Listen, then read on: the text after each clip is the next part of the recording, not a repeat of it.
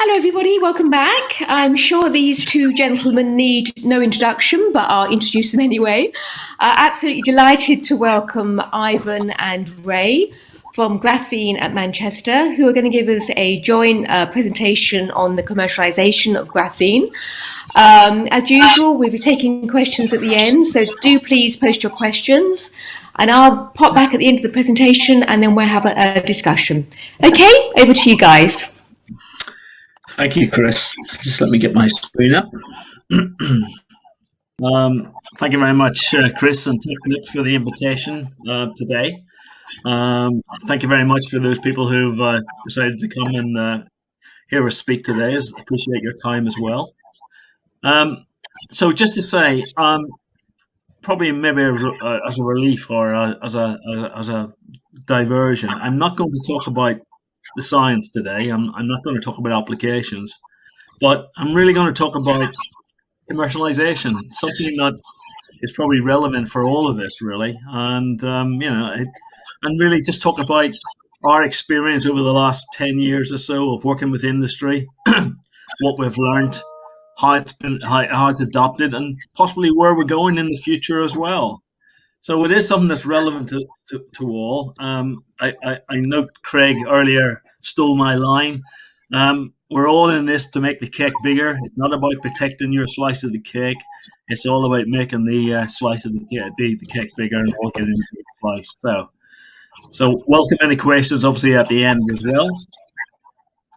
So hopefully I don't have to say who is Manchester. Hopefully most people will know who we are. But just to say, we're from a business engagement point of view, we have something like 1,000 inquiries a year, of which we probably deal with between 50 and 75 projects. We've probably to date dealt with over 300 companies, certainly lots of inquiries. A key thing in this particular slide is this one on the spin-outs, the 30 spin-out companies. This is something that Ray Gibbs is going to be talking about after myself, and that is quite an interesting development of what's actually happening in this particular market in terms of spin-outs as well. Also significantly, just to say as well, a lot of the companies we work with on a continual basis. And that certainly has been a reflection of the market of where we are now, that people, once they've known graphene, get into it in a big way. So that's pleasing to see as well. But again, these spin-outs are the lifeblood of new ideas and concepts, and something that we need to actively encourage.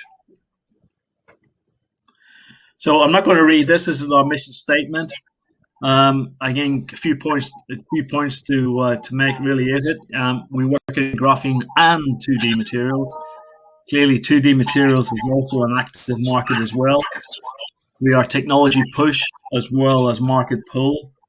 And the key thing is, you'll see we work with startups, spin-out, SMEs, large corporates.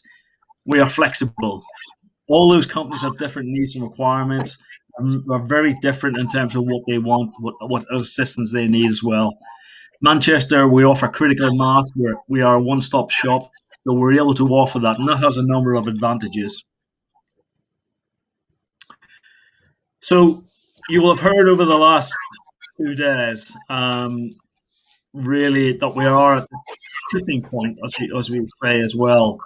You've seen the examples of Ford and Huawei and Innovate and Dow, BSE, Mono, and there's many more. And really, we're seeing lots of applications now and lots of inquiries coming now from large companies, from brewing companies, from highways infrastructure, from pharmaceutical companies, diverse sectors, and that's a really good sign.